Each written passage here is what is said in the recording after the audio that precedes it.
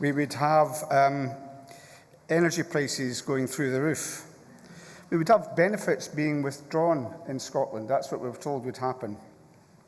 And we're also told that we would be forced out of the EU. That's what they said would happen with independence. They also said there'd be a ballooning national debt. Of course, the UK has just recorded over £2 trillion in its national debt, and a massive deficit at that. So we've seen that happen over this decade of decline under the Union, not under independence. And I think listening to some of the commentary this morning on the radio and TV and so on, we continually hear this stuff about how divisive it was. Now, that was not my experience. It generally was not my experience. And in fact, I remember somebody telling me, I didn't hear it at first hand, they'd been on a bus and they'd heard primary school children discussing the issues around the referendum. We have never had a democratic event that touched so many people as happened 10 years ago. And also, we're now being told, as we've always been told, stop talking about this. Nobody wants to talk about it. They're not interested. It's divisive. Now, of course, there were issues on both sides, but what I remember is, first of all, those primary school children having a political discussion at the back of a bus. But I also remember one of the prominent members of the no side saying that what they had to do was to ensure a massive defeat for the 50%, then 45% of people that supported independence, and then afterwards go around and bayonet the wounded. Now, I don't remember that language being used on the yes side. I found it a very positive campaign. I've fought, as many of us here have, many, many elections, and that stands out as by far the most inclusive and inspirational campaign, certainly that I've been involved in. So I think we have to bear that in mind, and also we have to look at the fact of where we are now, and we're going to hear from some speakers around that. Where we go, do we continue to get stuck with a UK and a decline, austerity, now going into its 15th year, and we're told that things can only get worse? That is no prospect for the people of Scotland, and we have a better prospect. So we're going to hear, I think, some positive contributions, and the first contribution we're going to hear is from somebody who was on the radio this morning who ably defended herself against a no spokesperson. I think it was Dougie Alexander was speaking. Anyway, in any event, give a very positive account of her experience, and that is Kelly Given. Over to you, Kelly.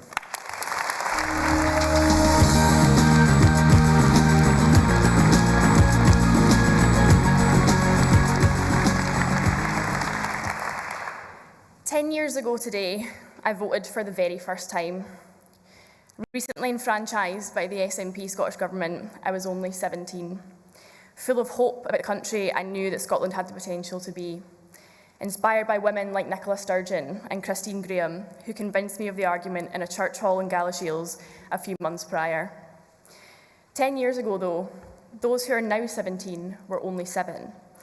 They have no connection to the campaign we ran or why we ran it, but will be instrumental in securing our independent future when the time inevitably comes. It's important today, as we reflect on 10 years ago, but more importantly as we build on the 10 years since, that we look to that future, to a new campaign and a new lease of life for our movement, one that resonates with those who missed the last one. For the younger generation, progress is central to independence. There is no conversation about independence without a parallel one on progress, on how we will utilise independence for the furthering of our nation, and what that will actually look like in practical terms. We will win, and when we do, it will be because we convince Scotland that independence equals progress, and the UK has always and will always equal stagnancy. And we will have demonstrated clearly what that will look like and feel like for every person that lives here. We didn't fail to convince Scotland of the dream. We fell short of explaining the realities of what it would look like on the ground. The good news is we have a renewed opportunity to learn from the past and to refocus on our future. And with that, I'm so pleased to introduce our next speaker, journalist and activist, Savan Kadir.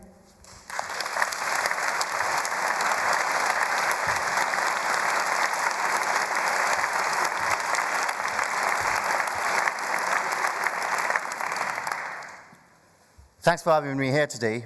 For those of you who don't know me, my name is Savan. I wasn't born in Scotland. I was born in a place called Kurdistan, and I'm one of the 40 million other Kurds around the world who do not have an independent state.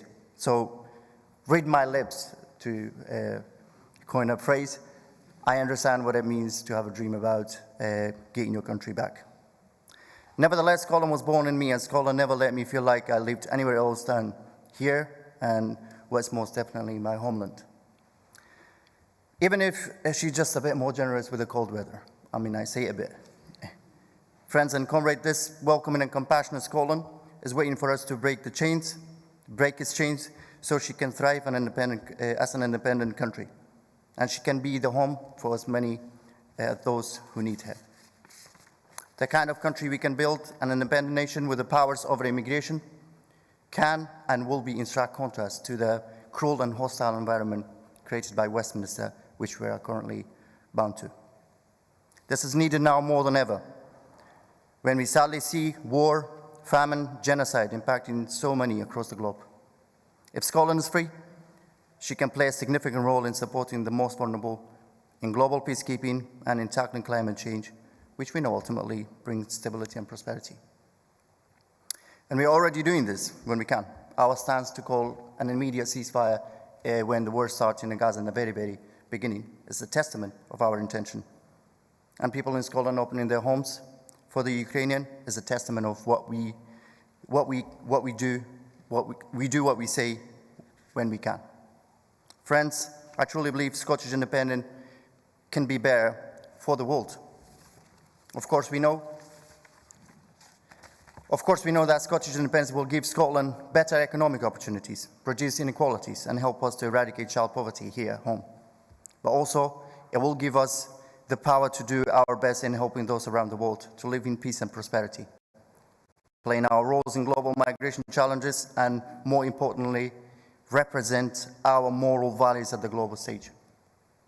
Our visions, our hope, our aspiration are different from other parts in this broken Westminster unequal union. We want to be part of the EU. They don't. We want to help the poor. They don't. We want peace. They support war. We want to let people in Scotland to have a say over their future. They continue to deny Scottish democracy. I end by this. Every achievement of success at first was a goal. Every goal at first was a dream, and every dream at first seems impossible. 10 years ago today, it was clear that we passed the stage of dreaming about independence. For us, independence is our goal, and becoming successful independent Scotland is inevitable. Thank you, and please join me welcoming to the stage the Scottish writer and activist, Sara Sheridan.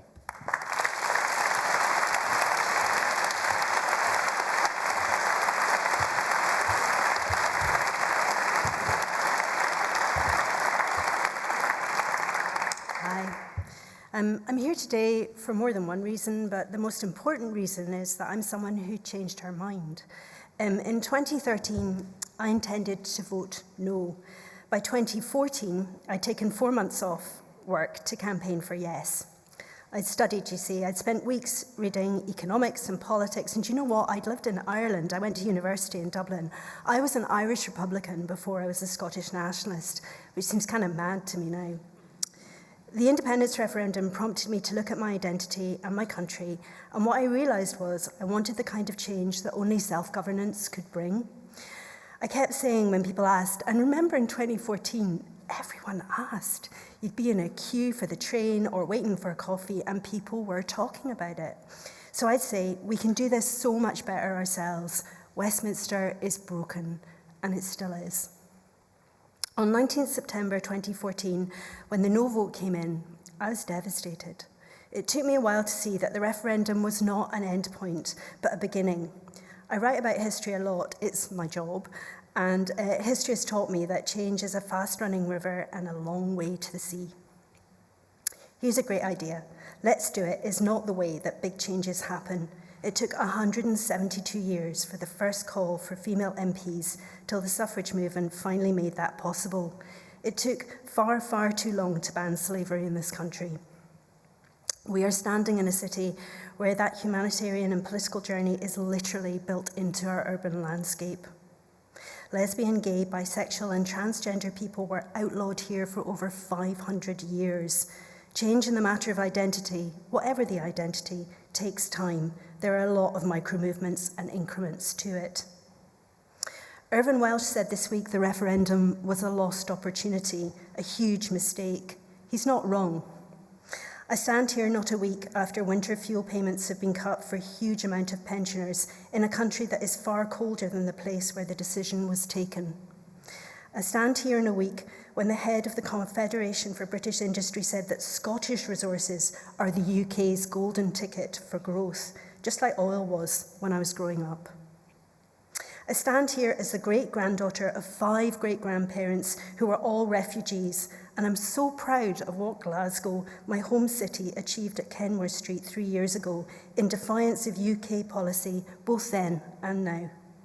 I stand here in Edinburgh, where I was born, a city that voted 74.4% to stay in the EU, but was pulled out anyway, to the detriment of its industry, business and culture. Westminster is not working for Scotland, so I'm still staring down that river, knowing there's a beach at the end. Change takes politics and politicians. It takes political parties. It takes alliances. But change also takes activism. It's a word we shy away from. There's a popular image of kids throwing soup at paintings. But activism is about public debate, about shifting the Overton window. It provides vision, a workout for people's imaginations to stimulate change about where we come from and what's possible. In this, it's the job of creatives as well as politicians. Make no mistakes, we need politicians that can straddle both these camps. If you can't see it, you can't be it, the quotation goes. And my day job professionally is about building a vision of the past that is more inclusive than traditional history books. What I've learned over the last 20 years writing mostly about our foremothers is that we come from amazing. We have set aside or even forgotten so much of our history that makes it easy for Scotland to put down with you're too poor, you're too wee, and you're too stupid. We are one of the richest countries in Europe, just as big as plenty of other nations, and we have a lot of universities, a lot of entrepreneurs, and a lot of brilliant world-class creatives. Just saying. In the words of my grandmother, we didn't see anyone in the park today that we liked more than ourselves. Today is the anniversary of something that didn't go the way I would have liked. But it's also the anniversary of a step further towards that beach, towards self-determination. I don't know how many times Westminster will have to prove that it's no good for Scottish interests, more before that 44.7% for yes in 2014 that has now shifted upwards in some polls beyond the magical 50% marks, gets the chance to make our change, to test our conviction. We're in a very bad marriage, and we need to get out. I know that won't come easy, but I also know that when we get there, it'll be worth it. It's 317 years since the Act of Union. It's 90 years since the SNP was founded, and almost 60 since Swinney Ewing took their first seat at Westminster.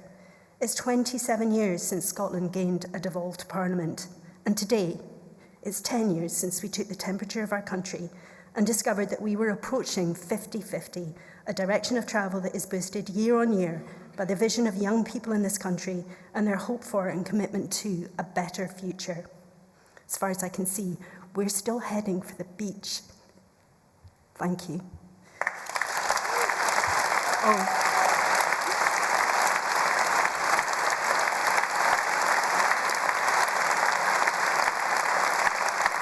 I'm going to have to clap again because you need to welcome to the stage the First Minister of Scotland, John Swinney.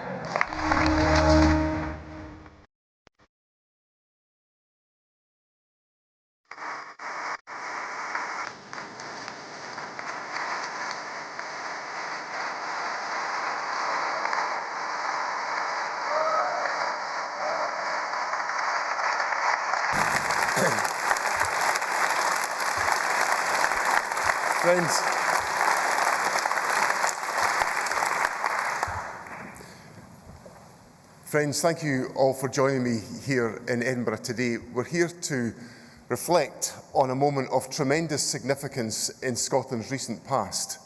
But more importantly, we're here to demonstrate our commitment to Scotland's future. 10 years ago, at this very moment, most of us can probably remember exactly what we were doing. On the 18th of September 2014, Scotland was truly buzzing. Thousands of people around the country were manning polling stations, street stalls and telephones.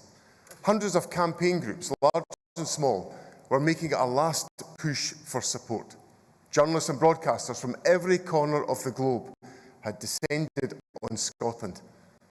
The world was watching us, waiting to see if they were about to witness the birth of the world's newest independent country. But of course, no matter the outcome, we all knew that we were witnessing something hugely significant. That's because in this corner of our planet, a debate about constitutional change was being conducted peacefully and democratically, with both sides committed to respecting the result. In a world all too often scarred by acrimony and conflict, we must not lose sight of the positive example Scotland set for people across the globe. The referendum was, of course, the climax of a landmark year for Scotland. The Equal Marriage Act, the Commonwealth Games, the Ryder Cup, the Year of Homecoming.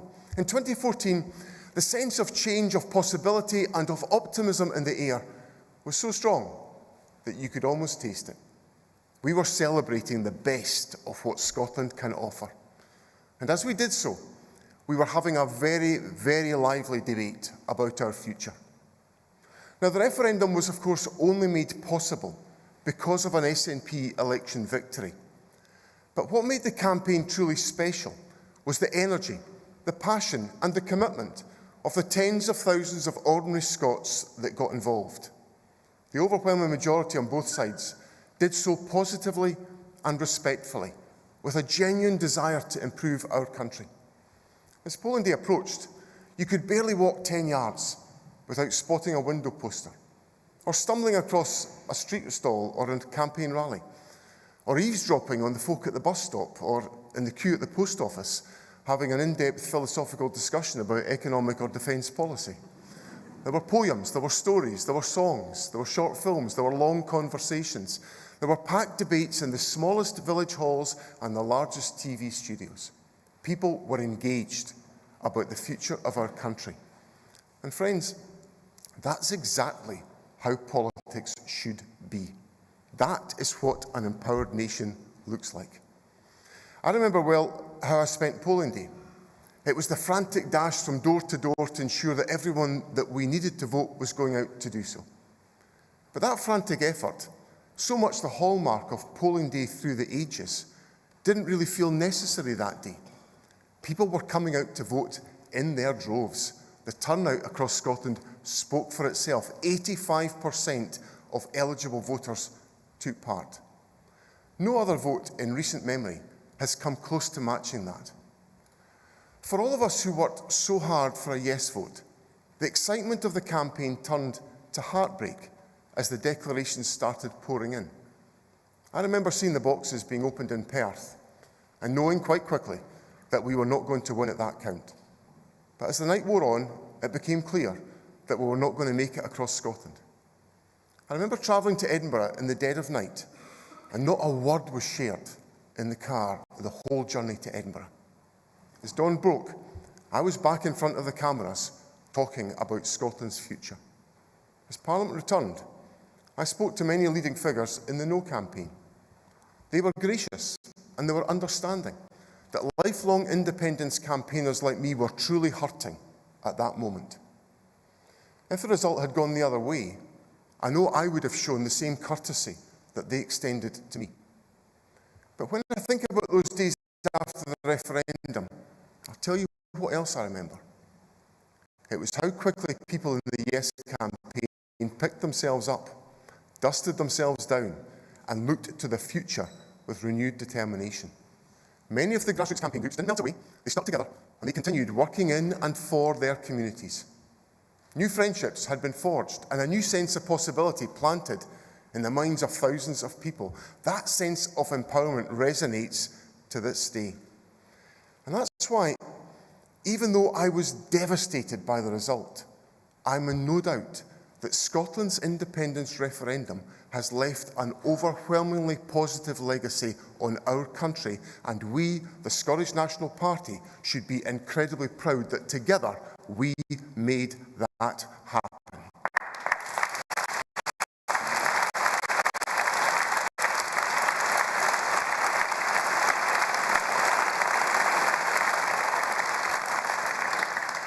Friends, 10 years on, where stands Scotland today? After the referendum, new powers came to our Parliament and new institutions that are needed in an independent country, were created. What does that mean? It means a Scottish child payment helping to keep 100,000 children in Scotland out of poverty. It means a social security system with fairness and compassion at its heart, a world away from the DWP's often shameful assessment processes. It means a more progressive income tax system unlocking £1.5 billion of extra investment in public services like our National Health Service. It means a Scottish National Investment Bank unlocking Scotland's net zero future. ScotRail taken into public hands. 16 and 17-year-olds now have the right to vote in Scottish elections. These are all the positive legacies of Scotland's independence referendum.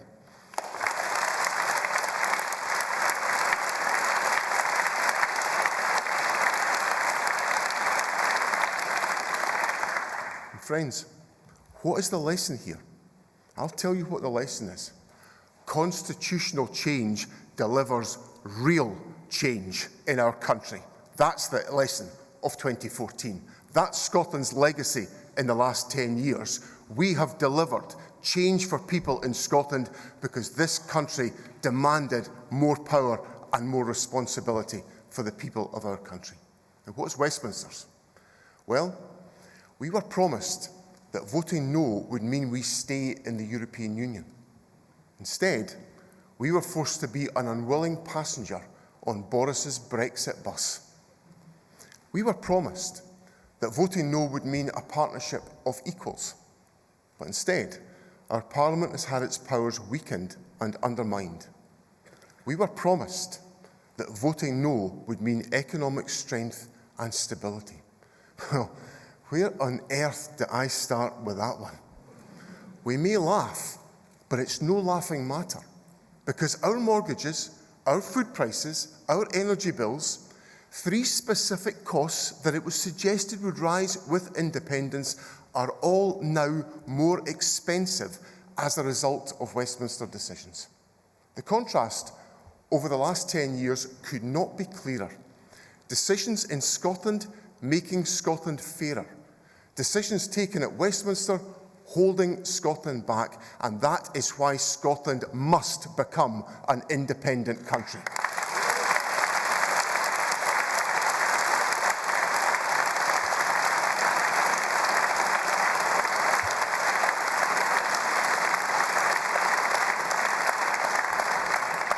But friends, much as we were all invigorated by the 2014 campaign, we cannot live in the past. Today, we must look to the future. We've had a long, dark decade, a decade of austerity, of Brexit, of a cost of living crisis and a global pandemic. As a nation, we can't just regret the things that we cannot do. It's time for us to start focusing again on the things that we can. And that is exactly what we are going to do. We want the people of Scotland to be bold and ambitious about our country's future, and we must lead by example. Yesterday, we announced the Scottish Government's support for Glasgow to host the Commonwealth Games in 2026. As you might expect, I made sure we looked at this proposal closely. Money's tight, and like all big projects, there are risks. It will not be on the same scale as 2014, and we don't have nearly as long to prepare. But friends, let's remember why Glasgow has been asked to step in and rescue the Commonwealth Games. Scotland has a fantastic reputation for hosting international events, and in Glasgow, we have a truly world-class city to do so. That is what others around the world see when they look to our shores. So, my friends, perhaps it is time for us to see ourselves as others see us.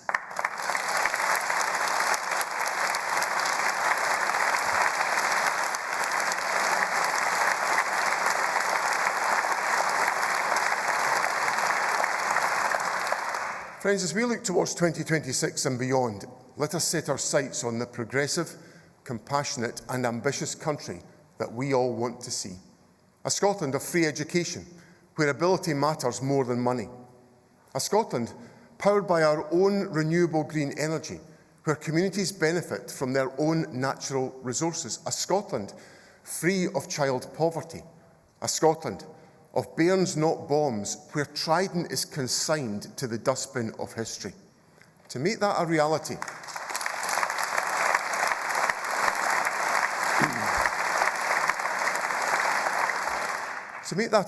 we will build on the game-changing investments like the Scottish Child Payment that we are delivering right now. And we'll make the case for all welfare decisions to be made here in Scotland. And make no mistake, we will use those powers.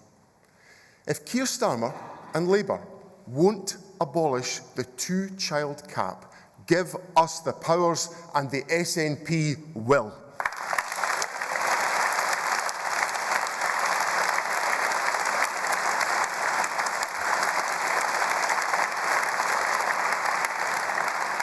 Scotland faces real choices as we face the future. The SNP will build on our record of free education for all. In contrast, Labour have introduced tuition fees everywhere else in the UK. Does anyone seriously believe that they won't do exactly the same if they get the chance here in Scotland? For 10 long years, Labour told us we didn't need independence. All we need to do is get rid of the Tories. Well, it's taken Keir Starmer less than 10 weeks to completely demolish that argument. Labour promised no more austerity, but instead they're going to intensify it. Labour promised to protect pensioners, but instead they've robbed them of their winter fuel payment. And they promised everyone they would cut their energy bills. Instead, they are set to rise by an average of £150. The problem for Scotland is not just an incredibly damaging Westminster Tory government. We now have an incredibly damaging Westminster Labour government, and there is a pattern here. The problem for Scotland is government from Westminster.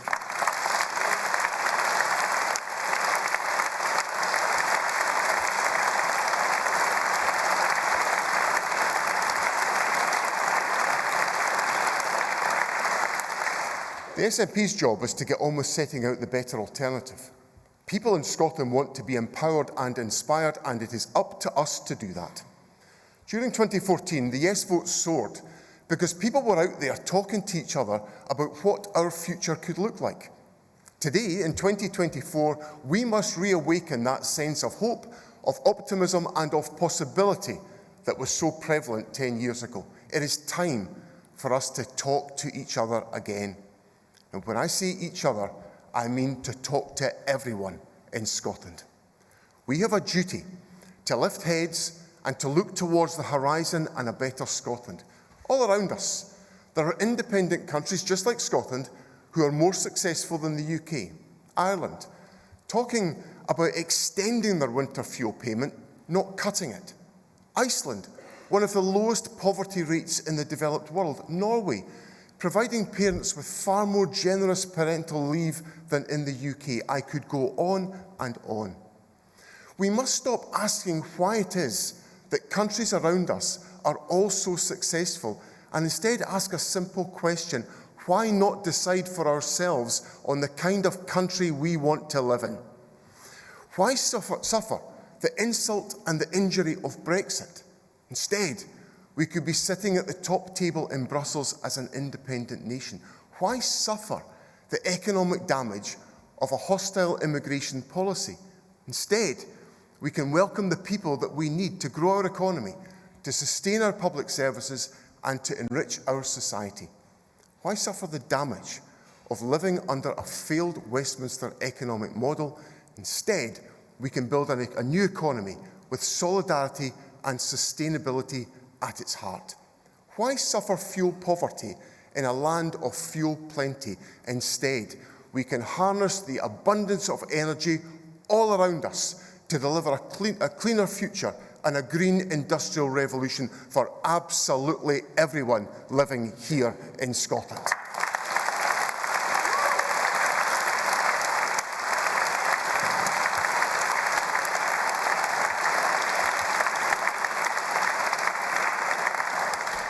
When you think about each of these decisions, you're left in no doubt that we here in Scotland could be taking better decisions than Westminster.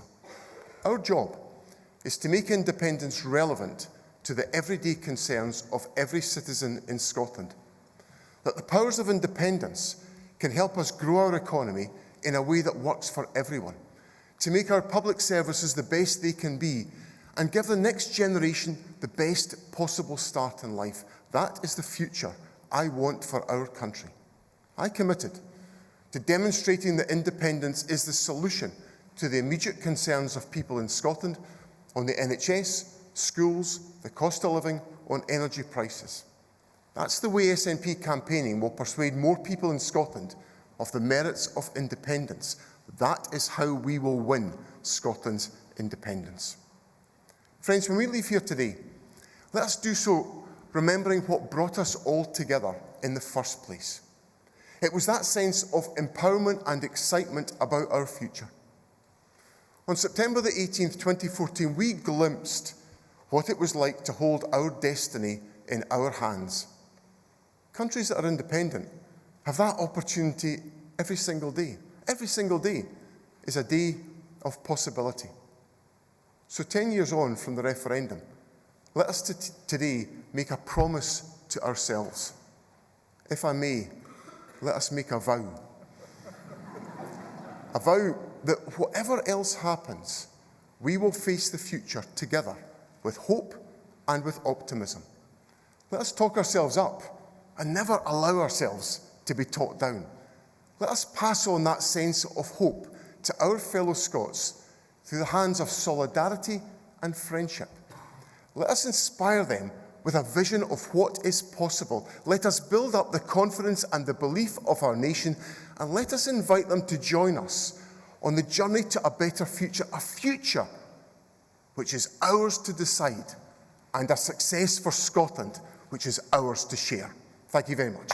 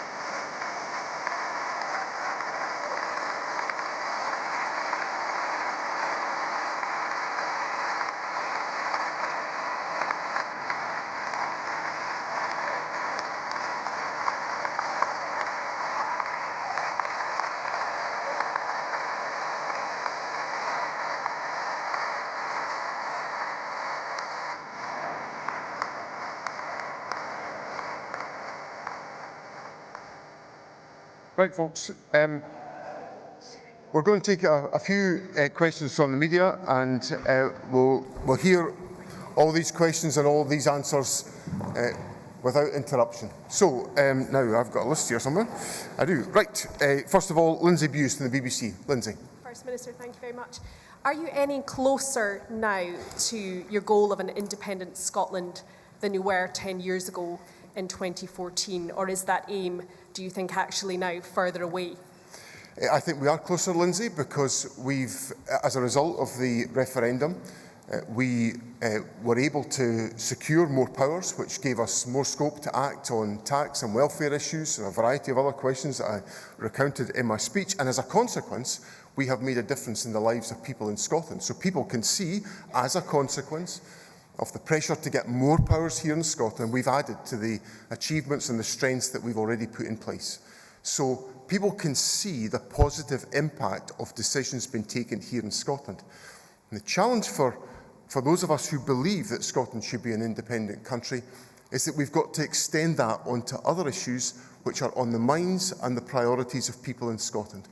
So when people think about the challenges that we face in our public services or the need to pursue greater economic opportunities, They see independence as the pathway to doing that, and I believe that's why people will be persuaded by the arguments for independence, and I think we're closer to achieving that than we were in 2014. Conor Gillis. First Minister, just picking up on what Lindsay asked you there, you and your predecessors have continued to say, particularly during the election campaign, that you think there will be another referendum in the next 3 to 5 years.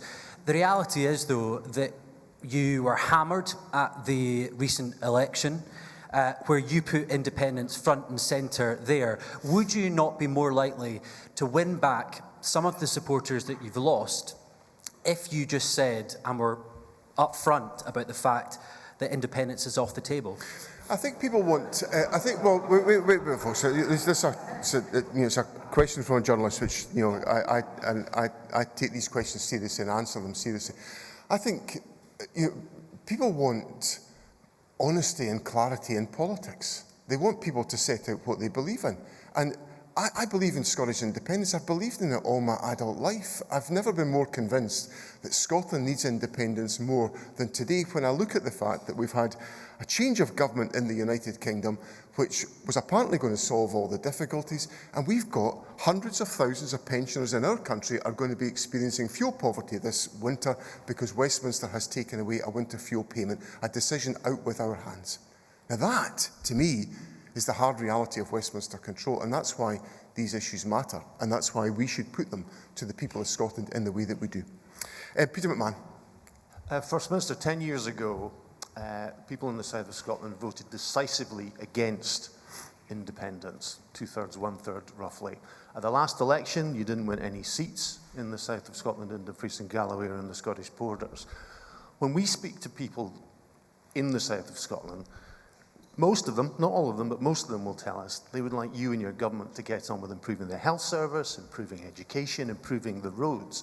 Do you not think it would be better from your point of view, not giving up on independence, but to demonstrate you can do those things before you begin talking about independence again?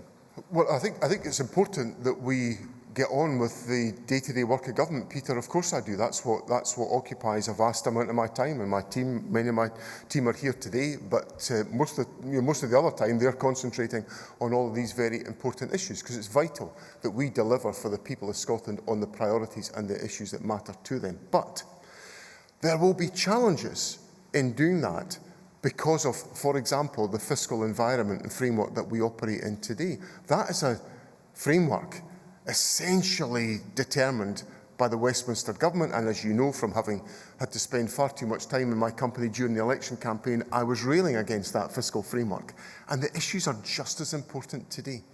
So my message to voters in the south of Scotland is that I accept the importance of addressing the day-to-day issues that people are concerned about, and I attach the highest priority to resolving those questions. But I also have to point out that we would be able to do more and achieve more for people if we were able to take the broader range of decisions that determine the future of our country and the choices that we can make. And that's why independence is such a vital issue to be part of our political debate. James Cook from the BBC. James. Good morning, First Minister. Nicola Sturgeon told my colleague Glenn Campbell this week that she thinks Irish reunification, and I quote, will happen as part of what she called a wider shake-up of UK governance that will include Scotland becoming independent. Do you agree that Irish reunification and Scottish independence will go hand in hand? To be fair, I don't actually think that's what Nicola Sturgeon was saying in the going hand in hand. But do I think they'll both happen? Yes, I do. So I agree with that point very much so. I think the tide and the pattern of those debates is moving decisively and emphatically in that direction. Gina Davison from Global. Gina. Morning, First Minister. Morning. A lot of rhetoric in what you've said today. I'm sure people in this room who supported independence in 2014 were delighted to hear it, but no solution as to how you're going to achieve that. A referendum is still the gold standard. Is that where your view still lies? And how are you going to convince a UK government to ever get round the table to talk about that? You're going to have to win big in 2026, aren't you? The thing is, Gina, I think the only way we'll win independence is by boosting support for the concept of independence. And that's why I've set my party in the direction of making sure that the arguments, some of the points that Peter was putting to me there about the everyday concerns of people, are that independence is seen as a solution to some of these challenges. And that's the job of what we've got to do, to translate independence into an everyday concept that provides a solution to the challenges and also delivers a route to fulfil the opportunities of people in Scotland. That's exactly what we are going to do to make that case, and we've got to make that case to command more support within Scotland. But there's a fundamental democratic point here, Gina, which was recognised, to be fair, by the Cameron government in 2012, that people in Scotland wanted to determine their own future. Opinion polling demonstrates that people believe we should be able to demonstrate our own future, and the United Kingdom government cannot turn its back on the democratic wishes of the people of Scotland. But our job, my job, as leader of the SNP, the job of my supporters, is to reach out beyond those who are already convinced by independence and to talk to them, engage with them, discuss, build their confidence. You've heard from Sara a second ago, who made a journey from a no position to a yes position. I know plenty of people who've done exactly that, and we need to reach more people to persuade them of the merits and the value of independence. Lucinda Cameron from PA. Lucinda. Oh, sorry. Do you accept there's no prospect of another referendum taking place anytime soon? Well, I think there'll be, I think what we've got to do, our priority, is to build support for independence and to make that palpable and demonstrable in Scotland. And to do that, I'm going to point my party in the direction of ensuring that we translate independence into an approach, a route to prosperity and opportunity and security for people in Scotland, so they can see independence as the solution to their challenges. And when we boost support for independence, we will be able to deliver independence. Alistair Ferguson from the National. Alistair. Thank you, First Minister. You said previously you're optimistic about young Scots supporting the independence movement. You said that number is about 600,000 who are now eligible to vote who couldn't 10 years ago. You say that number is about to rise to 1 million in 2030. My question to you, though, is a referendum in the next 5 years too soon? Well, I think what we've got to do is we've got to get on with winning that argument, Alistair, to make sure that we reach people in Scotland. I think all the demonstrable evidence is that that young people are much more emphatic in their support for independence than other age groups. I think that demonstrates that focus on hope, on optimism, on the possibility of Scotland. And as a consequence of that, we have to provide the means and the opportunity for that argument to prevail. So I think we've got to get out there, Alistair. We've got to engage positively with people in Scotland, persuade them, build their confidence in the arguments for independence, and make sure that we have the means to deliver that independence. And that's what will be at the heart of SNP campaigning. Tom Gordon, Daily Mail. Tom. Hi there, First Minister. In her 10-year comments, Nicola Sturgeon said she had come up against a brick wall of Westminster denial and she had been unable to overcome it. What is your mechanism for translating popular support for independence, if you manage to achieve that? What's your mechanism for translating that into independence itself? Because some sort of game-changing approach. It just seemed to be, let's build support for independence, which is a constant of the Yes movement. It's not anything new. Well, what we've got to do, Tom, is we have quite simply got to build support for independence so it becomes a compelling and demonstrable proposition within Scotland. That is what we have got to do. There is no shortcut. And hear me when I say that. I accept there's no shortcut to independence other than the hard yards of persuading people of the merits of independence, boosting their confidence in the arguments, and ensuring that is clear and visible and demonstrable within our country.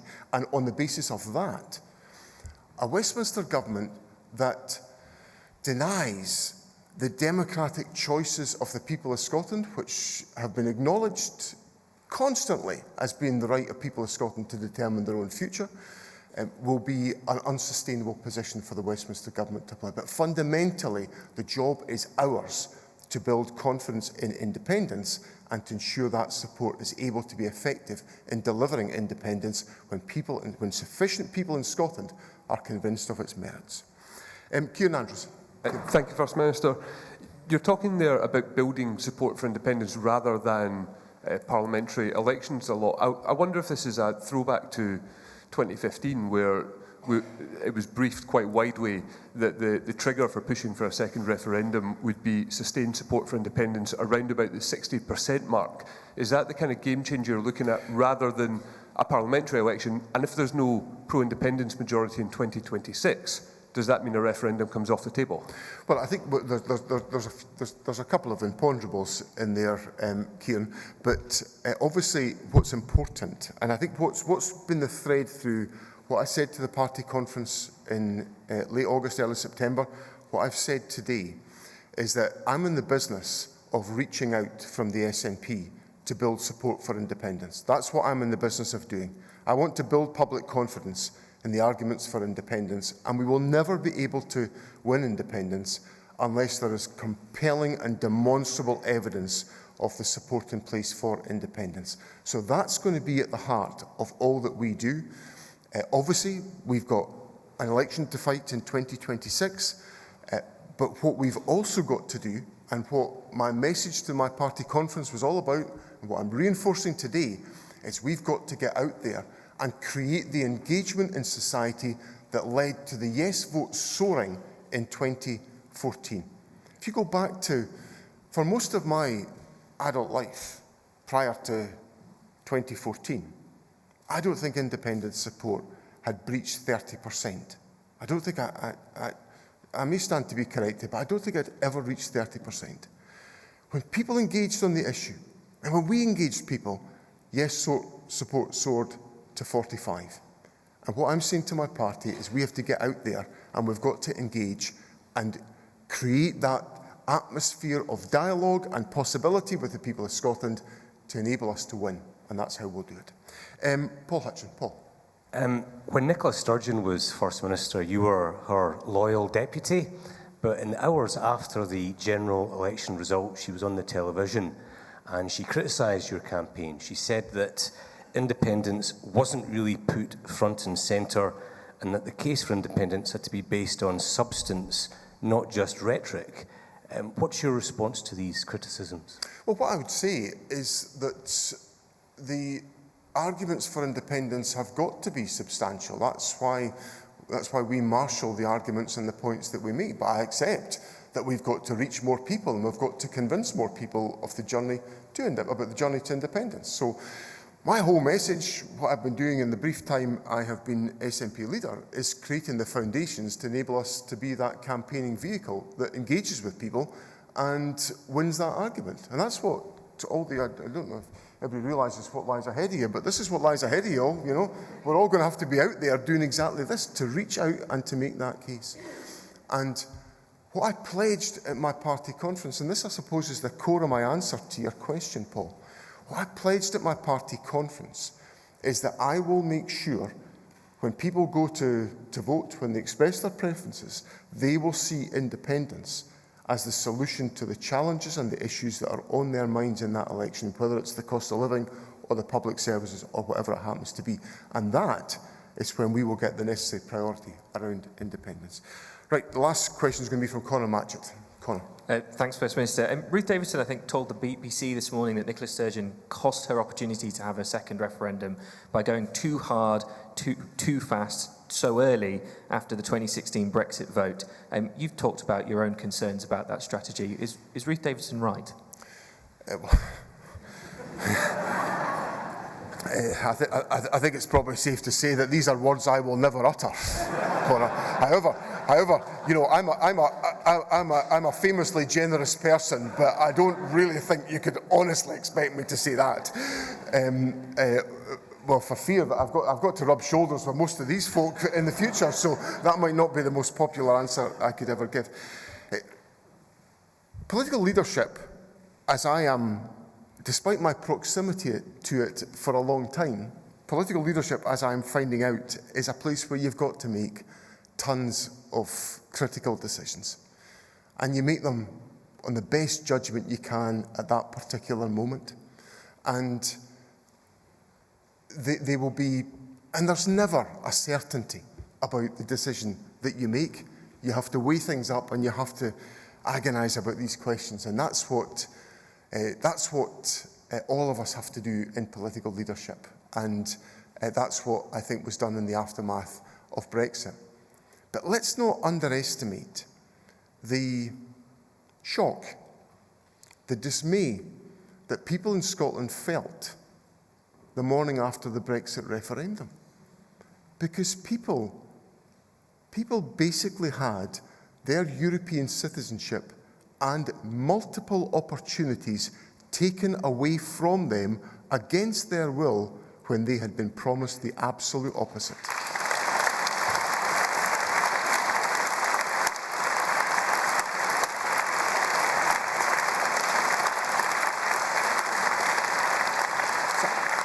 So I don't think we should be surprised that big decisions were being taken because people felt so badly let down by a set of circumstances where our country was told, if you vote no, you'll be guaranteed your membership of the European Union, and the absolute opposite of that happened.